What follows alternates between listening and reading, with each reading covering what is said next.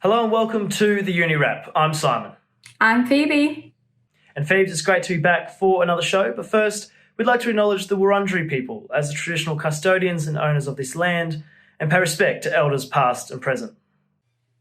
Yes, welcome to our second show of the Uni Wrap. This is a show run by students for students at Trobe University. Simon and I will be your presenters once again. And as you can see, we are still in lockdown, unfortunately, but I've definitely been keeping busy. How have you been, Simon? Yeah, I've just been trying to get out for some runs and walks inside my 5-kilometre radius as much as possible and just try and keep my mind off things as much as I can during lockdown. Yeah, definitely. Me too. Honestly, I've been trying to learn some new tips and tricks at home. Been trying to keep busy, and I've also been watching the Paralympics, which has been great. Yeah, it's been great. We're lucky enough to have Paralympian Emily B Croft on the show last week. I'm super close to my family. I pretty much call them every day. So, they like to keep me grounded and, I miss them heaps. Emily has won silver in the 4x100 metre freestyle race and the bronze in the 4x100 medley. So it's a great achievement and we're all super proud of her. Definitely. It's amazing news and we're all, super proud of her, just like you said. Now, Si, we do have a big show coming up today. We will be discussing the growing concern of the spread of the coronavirus in Victoria and New South Wales, and also all you need to know about the vaccine rates as well. We'll also be lifting the lid on trolling within Australia and just what kind of impact that can have on young Australians. We'll also be covering a bunch of other things such as local charities around La Trobe, all you need to know about blockchain and the future of rugby league in Victoria. Now we will cross over to our newsreader Drish for a news update. Thank you, Phoebe and Simon. Here's what's making the news. Victoria turns its back on the COVID-0 policy. The about phase means that despite case numbers rapidly rising, restrictions are set to begin easing within days.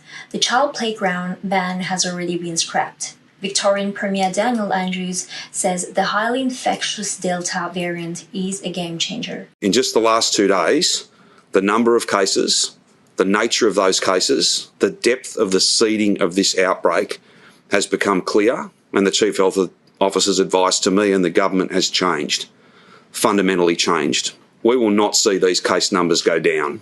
They are going to go up. The question is, by how many and how fast? The focus is now shifting away from rates of infection and instead to rates of vaccination. While regional Victoria could be set for an easing of restrictions this week, Andrews flagged a further relaxation of rules will not come until September 23rd in Melbourne. Victorians will be locked up for at least another 3 weeks when 70% of adults have had at least one shot of vaccination. The Taliban has announced a new interim government giving top posts to those who dominated the 20-year battle against the US-led coalition and its Afghanistan government allies.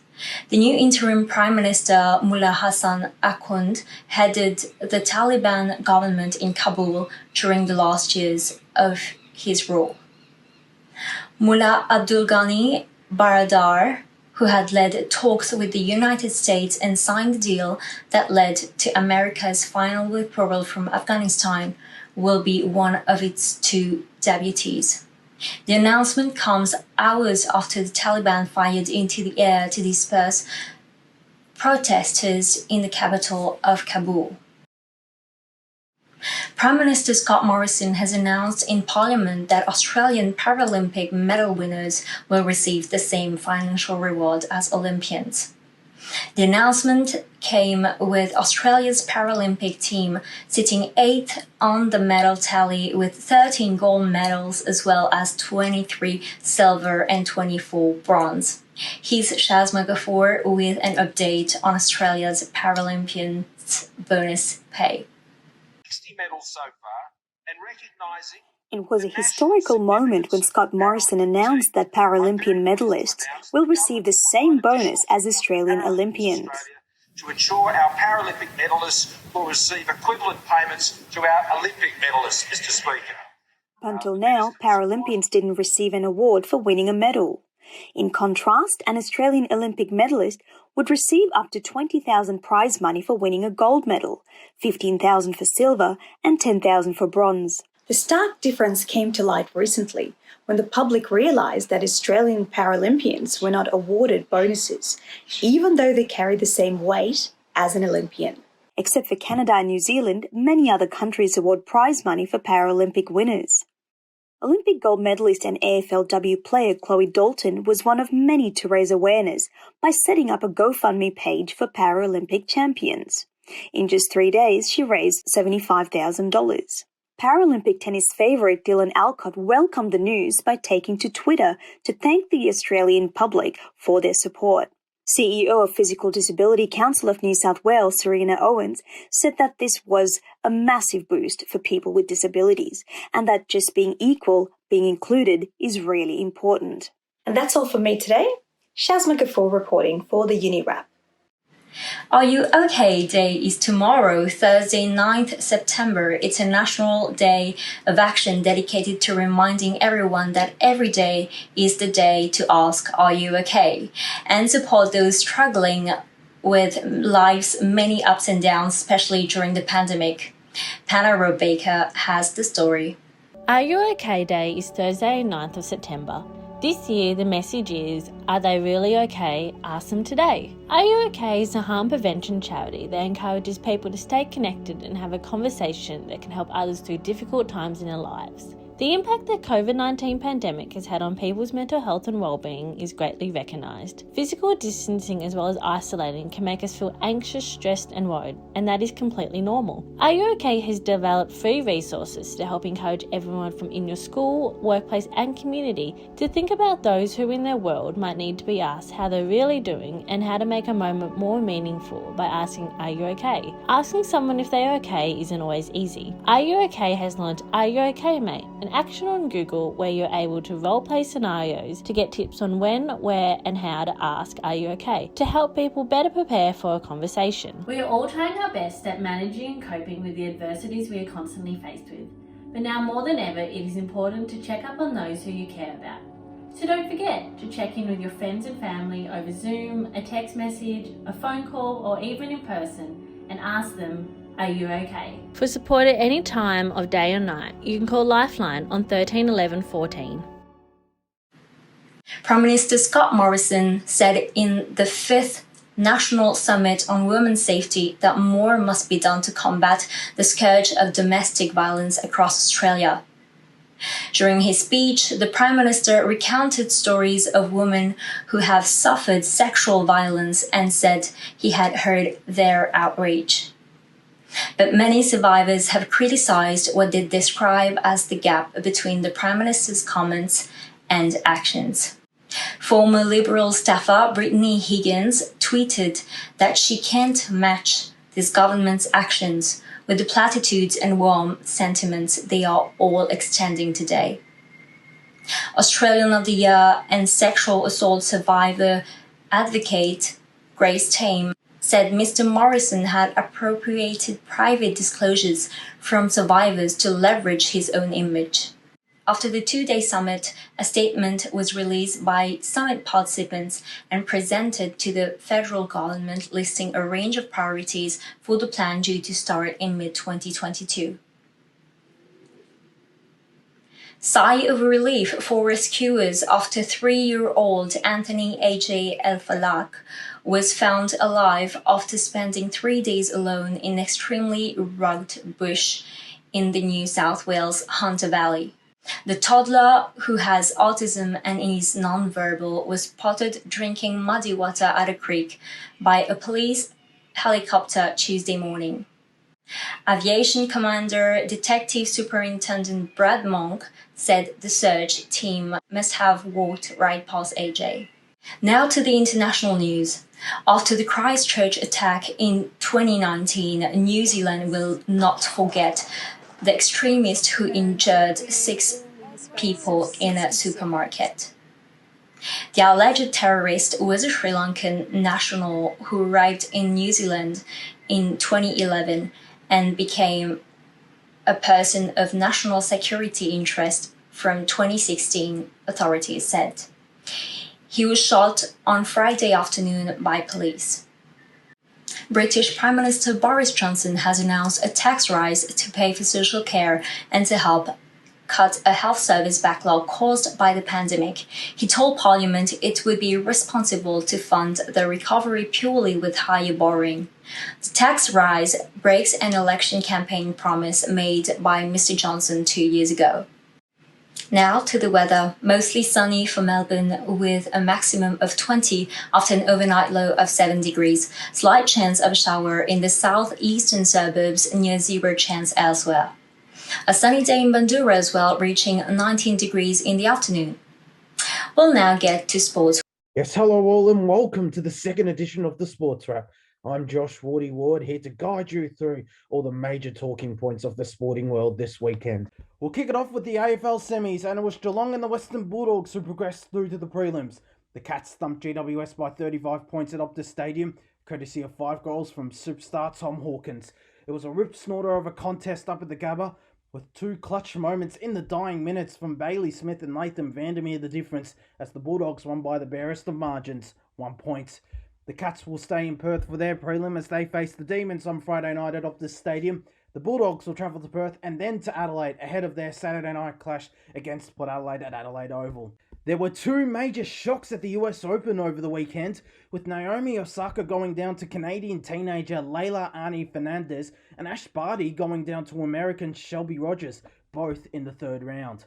And the NFL kicks off this Friday morning with the Dallas Cowboys travelling to Tampa Bay to face off against defending Super Bowl champions Tampa Bay Buccaneers at Raymond James Stadium. Well, that's all for the Sports Wrap this weekend. This is Josh Ward reporting for the Uni Wrap. Thanks for tuning in. Thanks, Trish. It's great to see that Paralympians are now getting equal pay. I was quite sad to actually find out that they weren't before, but we're definitely going in the right direction, and I believe every Paralympian will be very happy with these changes. Now, why do trolls troll? Savannah Pocock spoke to the CEO of the Online Hate Prevention Institute, Andre Obler, and cyber psychologist Avita March to find out. The Australian Institute has found that more than 1 in 3 Australians have experienced online harassment. Internet trolling is an online behaviour that's characterised by aggressive and deliberate provocation of others. Trolls seek to provoke, upset, and harm others through inflammatory messages and posts. According to Andre Obler, the CEO of the Online Hate Prevention Institution, trolling is a form of civil disobedience. It's a social activity that is antisocial, that is anti-society and which causes harm. He believes people that troll have no empathy for the victims. It's no different to bullying in a sense. Obler adds that people can use trolling as a way of compensating for a sense of disempowerment. It's people that may not have much influence in society at large, may not have much power, may feel that life is against them and they're just being pushed around by the winds of fate. But they get online, usually anonymously, and, suddenly they can exercise this power and push other people around. There is now an urgent need to understand why people troll. Obler says in his experience, the main reason many people troll is out of boredom. They're doing it for their own entertainment. And we see this both with individuals and also groups of trolls. You end up with a social group whose activity is to go out and harass others. He says not enough is currently being done to prevent online trolling from occurring. eSafety now has provisions for cyberbullying against adults as well as children. So there are laws in place. I don't think they're enforced particularly effectively, but the resources aren't really there. Police often don't take it seriously, even when it's a large group of people trying to drive someone to suicide. Until there is an actual suicide attempt, until the worst happens, police regard it as just online activity. However, Andre Obler says that social media platforms are very limited when it comes to preventing online trolling. If they terminate the account, the person will just come back with a new account immediately. Cyber psychologist Avita March says trolling is becoming more frequent in society. The statistics have increased. So it used to previously be like a third of adults would have experienced online harassment, whereas now it's about 40% of Australians will experience harassment online at some point. She says this increase is leading towards establishing an understanding that nothing is wrong with this concerning behaviour. As this behaviour online becomes more normative, that increases people engaging in that behaviour. Trolling can cause significant harm and distress linked to physical and psychological effects, which can include disrupted sleep, lowered self-esteem, depression, self-harm and suicide. From a personality psychology perspective, Avita March has found that there are traits that explain why certain people would be more inclined to engage in trolling. People who enjoy harming others or causing others psychological or physical harm, and people who are perhaps quite callous, they lack a sense of personal responsibility, they might be quite impulsive, they have empathy deficit. March says people find it easier to troll online as a sense of disconnection exists from behind a screen. This means they aren't forced to take accountability for their actions. Visual anonymity seems to allow them to act on behaviour that they might previously have been inhibited in person. Avita March says more needs to be done on social media to prevent trolling. They certainly have a large role to play in trying to manage the behaviour, and to date they probably haven't done enough. Avita March strongly disagrees with the message that if you're online, then expect to be abused, as it's putting the responsibility on the victim. Somebody who was the target of abuse, it's not their responsibility to change. Collectively, we are responsible to try and target and change the perpetrator's behaviour. March says to reduce trolling, proper laws surrounding this behaviour need to be put in place so that it can be criminalised. I am all about creating legislation around people who behave in such a way online that they intend to harm or cause offence or to menace or harass others. If you're acting in a way that you're intending to harm others, that's not okay. That's abuse. There's a big difference between abuse and having an opinion. Former online troll Ahmed Solomon stopped trolling when he found out how serious the consequences can be. I stopped trolling because my friend told me, this girl was getting bullied or was getting trolled online for a year straight and no one's heard from her since, and we found out she committed suicide. Research from the Australian Institute in 2019 estimates that online harassment and cyber hate costs $3.7 billion in health costs and loss of income. Ahmed Solomon has himself experienced being trolled on the streaming platform Twitch.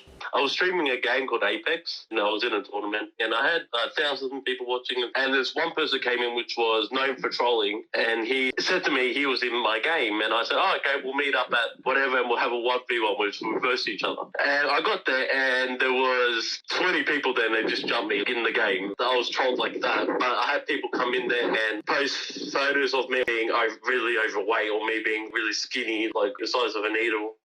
Avita March says victims of trolling need to emphasise their sense of control online. If you do also experience it, don't feel that you just have to be this helpless target. Block them, report them, don't accept behaviour that's not acceptable. Andre Obler agrees and says action needs to be taken. When that sort of harassment is occurring and it's escalating, it's time to talk to eSafety. We help people with that as well, the Online Hate Prevention Institute. You need to step forward and put a stop to it. This is Savannah Pocock, reporting for the Uni Wrap. Thanks, Savannah. It's certainly an issue that we've all sort of come across, and hopefully we can keep raising awareness. Yes, definitely. And now with lockdowns extending in Victoria and in New South Wales, vaccination rates across the country have been rising. Taylor Collins has more.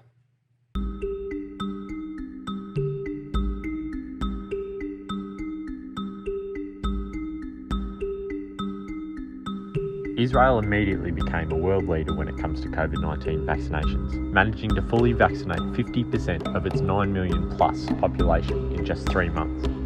And how would you describe the handling of the rollout? Excellent. While Israel's rollout has been extremely successful, there has been some criticism towards the country's vaccine deal made with Pfizer. In March, Israel signed a deal with Pfizer, and it basically turned Israel into a huge nationwide phase 4 lab to test the Pfizer vaccine. The deal, which was brokered by former Prime Minister Benjamin Netanyahu, has come under scrutiny. Under emergency regulations, Netanyahu was able to classify what is a deal made basically between the state and this private company, and it shouldn't be kept secret. So there are a lot of lawsuits now to open it. Included in the classified information is the price Netanyahu paid for the vaccines. I can tell you that it's estimated to be around, at that time, $34 per dose. However, many have also praised the efforts of Netanyahu, including Pfizer CEO Albert Bourla. Bourla praised Netanyahu and said it was the former Prime Minister's obsessive efforts that got Israel the deal. Despite the slight controversy, Israel has marched ahead with its program. The vaccine rollout in Israel, the first vaccine rollout, started in December. It wasn't the government doing the rollout. It was these health management organizations that really are the backbone of the healthcare system of the country. GPs have nothing to do with it. Yeah, no doctor vaccinates you at all. Everyone just would get a text when their age group came up, or if they had a special medical condition or whatever, you would get a text message from your HMO saying, it's your turn. Please press on this link to make your appointment to come get your vaccine. Israel started a policy of not throwing away any doses that weren't used up at the end of the day. And so what started happening pretty organically is that people would show up at their HMO's largest nearby clinic and just stand in line at the end of the day. The number of people severely ill is going down after going steeply up, and Israeli doctors believe this is thanks to the booster shots. In other words, that the Pfizer vaccines wane after about 5 months. Now, because so many people have already gotten the booster, so now they have these like little trucks that are going from school to school so children can get the vaccines at school. Israel's a country of 9.2 million people, or 9.3, and has 11,000 infections a day. In absolute numbers, Israel's vaccination rate is something like, I think, 65 or 67%. The first COVID-19 vaccination administered in the United States took place on Monday the 14th of December 2020 in New York. Since then, 61% of the eligible population has received at least one vaccine dose. There are 3 vaccines authorised for use in the US: the Pfizer, Moderna and Johnson & Johnson vaccines. Of those vaccines, Pfizer has recently been FDA approved. The country will also soon allow individuals to receive a vaccine booster dose 8 months after they receive their second dose. According to the CDC, the vaccines are doing exactly what they were designed to do: prevent serious illness, hospitalisations and death. However, the Delta variant is proving to be extremely stubborn, with health experts seeing reduced protection against mild and moderate forms of the disease. This is where the booster shot will come into great effect. By the 14th of August 2020, months before the first vaccine dose would be administered outside of clinical trials, the UK government had secured deals with 6 different pharmaceutical companies. Combined from these 6 companies was a stockpile of 340 million vaccine doses. The UK currently has 64% of its population fully vaxxed and 72% having received at least one dose.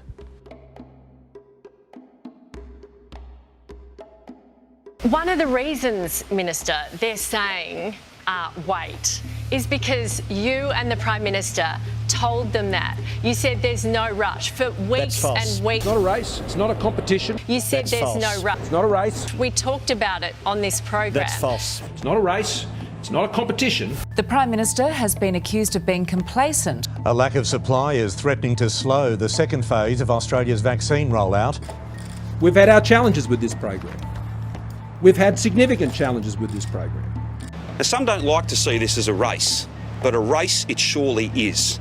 Australia's vaccine rollout began in March, but struggled to pick up steam due to a variety of factors, with many target deadlines being missed or pushed back.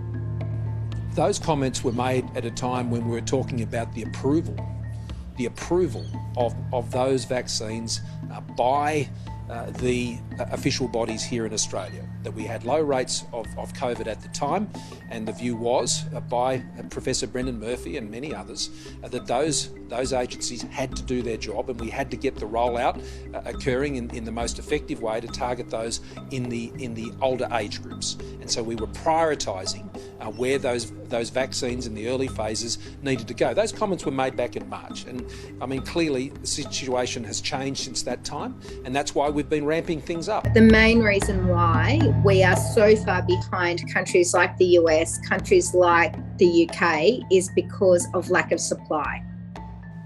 Part of the reason for the slow beginning to Australia's rollout was the changing of advice from the Australian Technical Advisory Group on immunisations, after cases of blood clotting began to arise after people had received their vaccine overseas.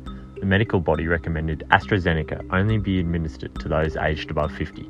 Then again adjusted their recommendations to the government to only give the vaccine to anyone above 60. We needed to have more vaccines available. We needed to have contracts locked into last year so that we had more opportunity for Australians to access vaccines. So I got AstraZeneca because I'm a nursing student, and to go on placement back in May, they didn't have the Pfizer, so we had to get the AstraZeneca. I would prefer Pfizer with all the buzz going around with blood clots and all of that. But I did talk to my GP, but he was like, that's not a big difference, honestly. It's a vaccine at the end of the day. In recent weeks, Victoria, among other states, have opened up appointments for people over the age of 18 to get the AstraZeneca vaccine. This in an attempt to limit the number of doses going to waste. Huge uptake. Yeah, there's been a lot of young people coming in to have their vaccinations. Another shortcoming of the federal government's vaccine rollout has been their inability to get enough First Nations people vaccinated. Look at how we're treating First Nations people in our country. It's horrifying to think what could happen if COVID breaks out in a big way. It's starting to, and that's really alarming, in our Indigenous populations. In years to come, we'll be condemned for how we treated our First Nations people. However, after a tumultuous start, the rollout is beginning to hit its stride, with 16 to 39-year-olds now able to receive the Pfizer jab. Australia is vaccinating nearly 2 million people a week.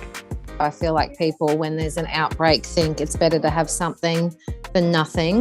Even before they opened up Pfizer, a lot of people came in the last couple of weeks and had AstraZeneca in that age group. We've got the supply, we've got the distribution networks now. We've now got more than about 9,400 places people can go to get vaccinated.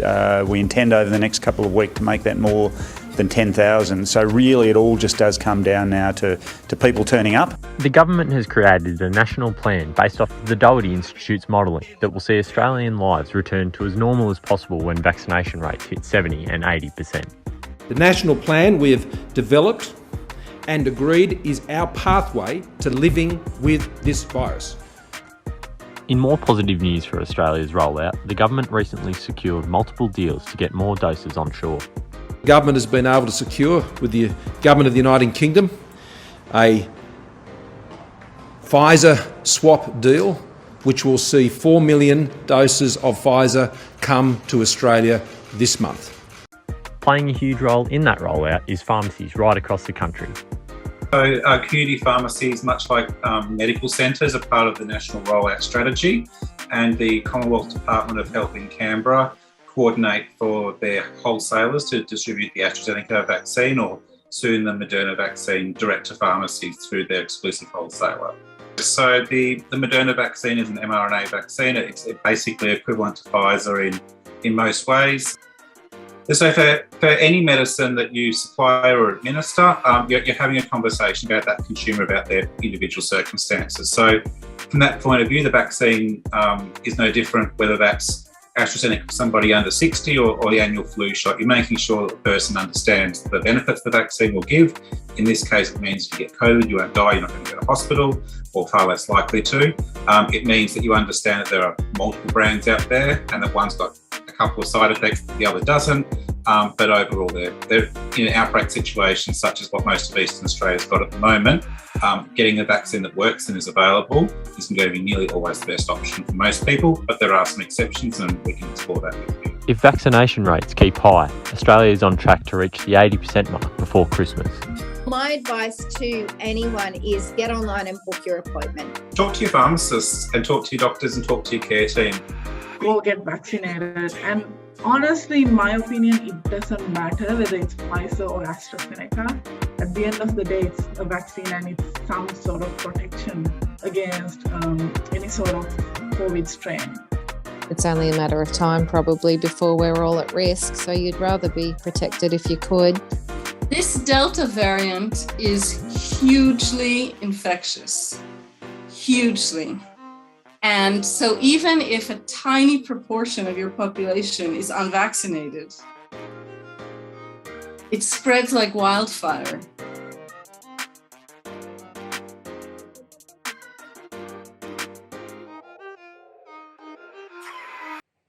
Thanks to Taylor, and hopefully more and more Australians can go out and get their vaccinations as soon as possible. Yes, definitely. And now, Simon, I do believe the Nrl Finals Series are kicking off this weekend. Is that correct? Yeah, that's right, Phoebes. And the Melbourne Storm are looking firm favourites to make it back-to-back premierships in 2021. On the back of the Storm's continued success, I spoke to NRL Victoria's General Manager Brent Silver about the future prospects of rugby league in Victoria. Construction is underway for a $15 million rugby league hub in Broadmeadows, which will be home to the Storm's pathway programs, NRL Victoria and local touch football players. On the back of the Storm's success since entering the competition in 1998, rugby league in Victoria has continued to grow. NRL Victoria's General Manager Brent Silver says he hopes the facility will help grow the game down here. We've been fortunate. We've had a number of players come out of Victoria already. So the latest being Dean Ieremia playing for Melbourne Storm this year, and also Kelma Tuolangi playing at West Tigers this year. Both Victorian kids have come through our club programs and our state team programs. You know, we've had a lot of growth in our game down here, but one of the challenges has been actually having a home for rugby league. Again, we want to give them the ability to have a facility they can develop and train properly from the get-go without the burden of having to travel to club-based facilities around Melbourne on not necessarily substandard grounds, but sub-elite facilities. So being able to train on the best facilities at the same level that, say, an NRL player gets to train at will make their life a lot easier, and it'll be a more inspiring place to train and play at, and also be the house for our administration. And we'll be able to hold education, like for coaching courses, for example, sports training courses, referee courses and the like, host meetings with our clubs on site, all in the one location. The hub is also a huge boost to the Storm's NRLW competition hopes, with the hub offering a home for a potential Victorian women's side should they enter the competition. There's a few things to go through before there is a team based in Melbourne. One of the roadblocks or barriers was there's nowhere to house them or train them. Now, if they're playing would be playing out of Amy Park. But in terms of a training facility, where Melbourne Storm are based at Amy Park, it's already at capacity with all the other tenants that are at Amy Park, and that was one of the one of the pushes that we took up with the state government to get funding for the facility, was that the state government is very keen to have a Victorian team in the NRLW competition, but we've just gone, well, as a sport, we can't have them at the moment because we've got nowhere to house them and train them. So it was one of the major reasons why we were able to secure funding from state government to build the facility. So once it's built, it gives us a home to actually house a women's team in the future, whenever that may be.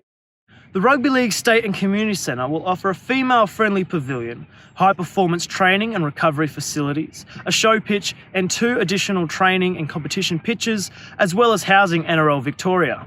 Minister for Community Sport Ross Spence said in a statement that the $12 million investment is the largest in Victorian Rugby League's history. We've allocated more than $12 million to create the new Rugby League State and Community Centre development, which is the biggest investment in the sport ever in Victoria. The Victorian Government has provided $170,000 from the Together More Active program to support NRL Victoria achieve outcomes in line with its strategic plan and deliver programs with a focus on referee development and gender equity at clubs. The project is estimated to be completed in mid-2022, in a huge boost for Victorian Rugby League. Simon Rathbone reporting for the Uni Wrap. Wow, the construction hub looks like it's going to be great. Yeah, it's a really exciting time for rugby league in Victoria and excited to see where they can go from here. Yeah, definitely. Now, if you've heard of blockchain or cryptocurrencies like Bitcoin, you might have some burning questions. Jess Lonout has spoke to an engineer in blockchain and we will be answering all of your burning questions. If you've read about cryptocurrency online, you might have noticed that people can be really serious about it. TikTok, Reddit, Twitter, seems everywhere you go on the internet, there's an expert there waiting to tell you all about cryptocurrency and how it's going to change the world. But how many people actually understand it? What's a Bitcoin? And how does the technology behind it work? Aaron Boyd is an Australian living in Germany and working as a blockchain engineer. I'm also a founder of a validator infrastructure company called Gladiator Labs. This is the first of a two-part series about blockchain, the technology behind cryptocurrencies. So to start with, what is blockchain? And the answer all comes down to data. Imagine a Lego block contains data to give an instruction to do something like spend money. Then that data gets bundled together and sent off to be checked. Blockchain at its very, very core is basically a database or a distributed ledger. It can be any type of data.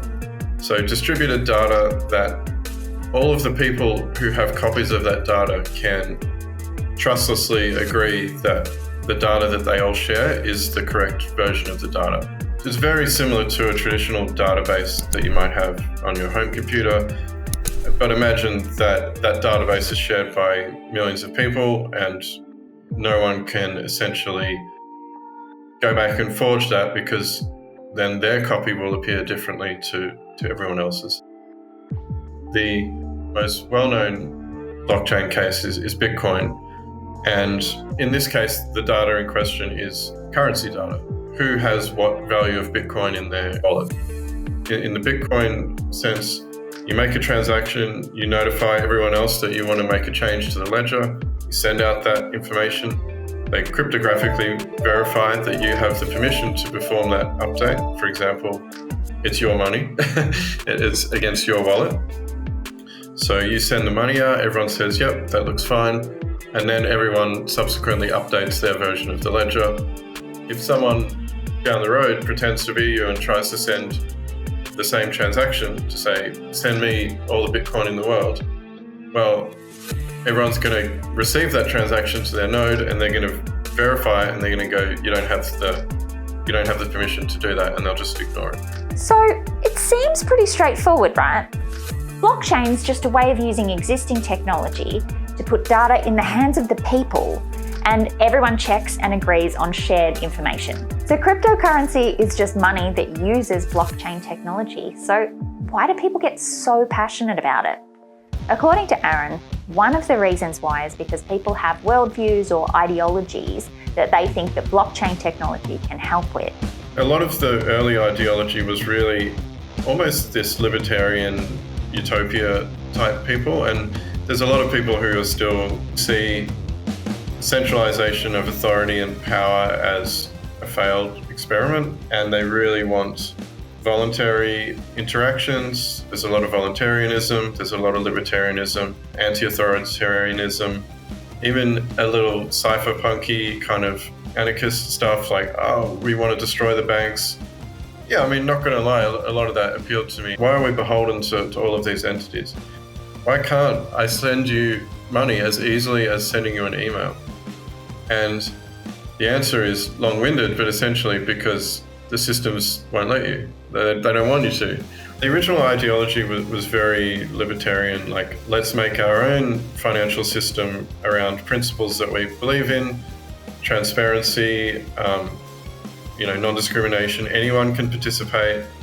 All you need is a wallet or a phone or a computer to interact with this protocol that we've created, just like anyone can interact with email. I think it's strayed a little bit from that. There's still people that are really hardcore cypherpunk, like, we want to destroy the capitalist system, we want this to be a libertarian utopia, we're going to build a floating ship in no man's land out in the Pacific Ocean, we're all going to live on it with solar panels, and We're going to send Bitcoin to people to bring us supplies, and there is that. It's a little bit of a pipe dream.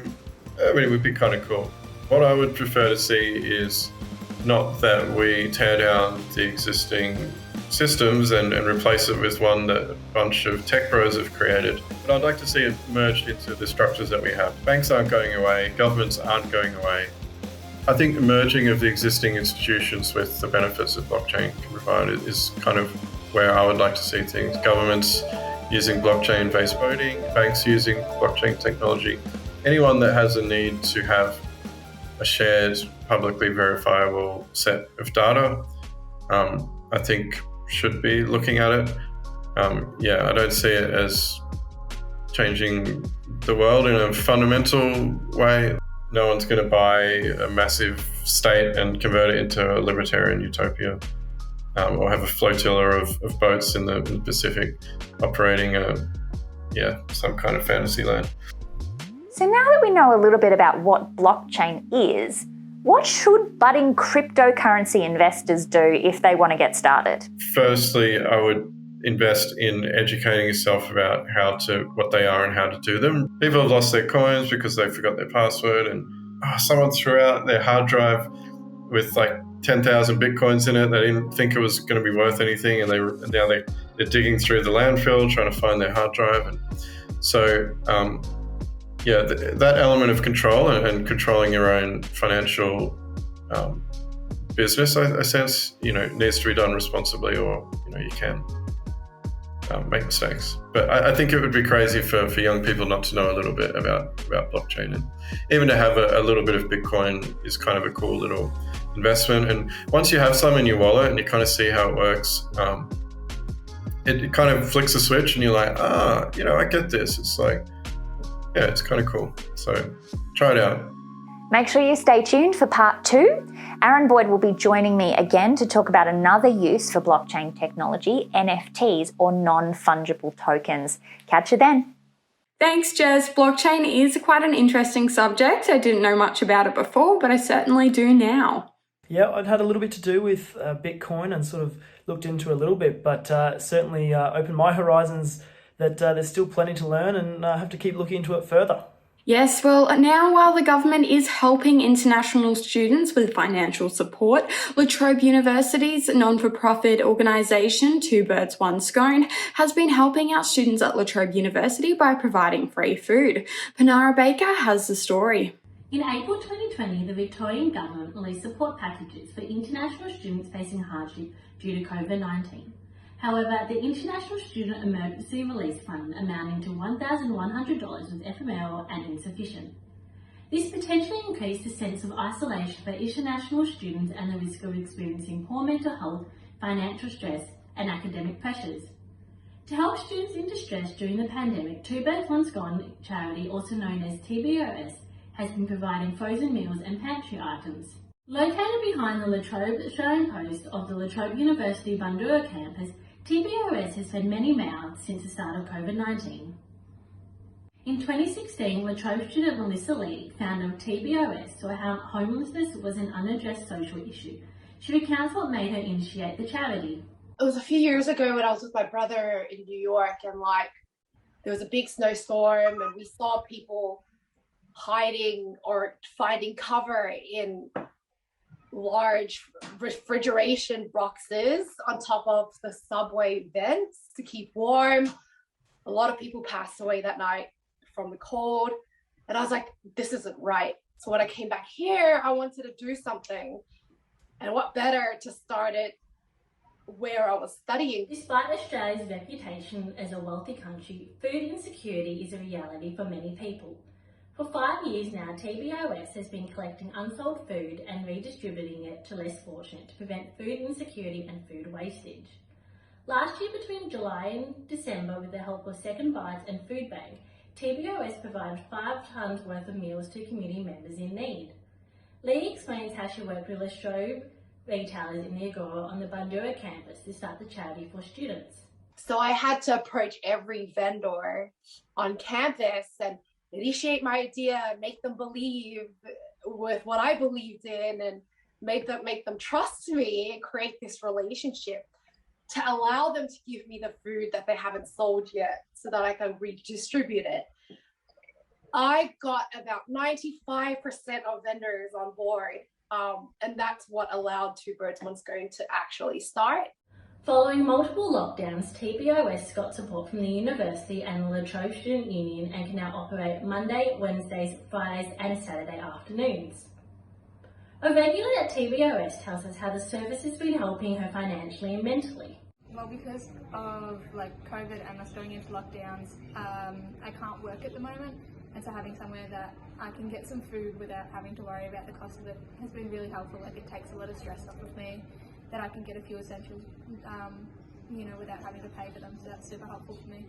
I haven't lost my job, but I have lost hours of work because of the lockdown, so this just helps give me a backup for if I'm short of cash 1 week or something. I do have something I can fall back on, which is super helpful. One of the presidents at TBOS, Destiny, knows how stressful it is to get food during these hard times, and she says they have a variety of food students can select from. But just money can be pretty rough because, there's so much limitation on work, and then, you don't really get any government support. And so just having a place where you can come and just get food and not have to worry about paying for it or being able to afford it is a pretty big thing. And it's not even just international students that we see just students on their own. We have families that come in, just lone community members, and just being able to see that they can get food when they might not have been able to is really important to me. Some students, they really enjoy the frozen meals, and so that'll be the thing that they take a lot. And then others, they might not want or need it so much, and so they'll come and take some pasta, rice, flour, that kind of stuff. And then there are also the people who just come for the baked goods that we get every weekend. And so it's really just a variety of what people want and what people need. Destiny explains that with a spike in number of COVID cases, all members have been practicing COVID hygiene. She also encourages people who come to get the essentials wearing a face mask, hand sanitising and signing in with the QR code. So before, the whole lockdown situations, we used to have people come into the room and just take a look around themselves. But since, to be COVID safe, we've just stopped that completely. And so, we'll have a menu board up, and so people can just ask what they want and we can bring it out to them. Also, sanitize, face masks, everyone has to sign in, everyone has to sanitize before they take everything. And we just try to have a minimum of the amount of volunteers that we have in the room as well for our own safety. TBOS also provides volunteering opportunities where volunteers will pack and label food securely in readiness for distribution. Taiwa, a recent volunteer, shares what joining TBS means to her.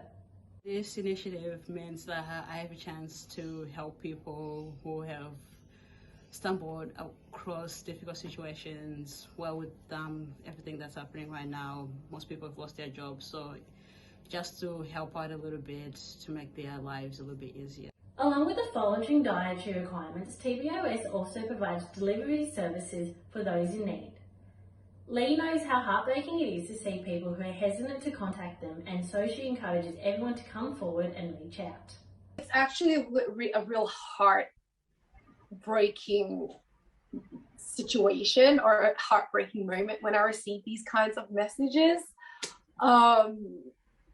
because it's just, I know to a lot of people it's embarrassing, but I don't think so. I think everybody in life hits a roadblock, and everybody in life is going to come to a point where they're going to need help, regardless of whether it's food, mental health. Thanks, Panara. Yeah, it's certainly a great resource for students like myself living on campus, and just to be provided things like milk or bread, just all those basic staples, it can go a long way.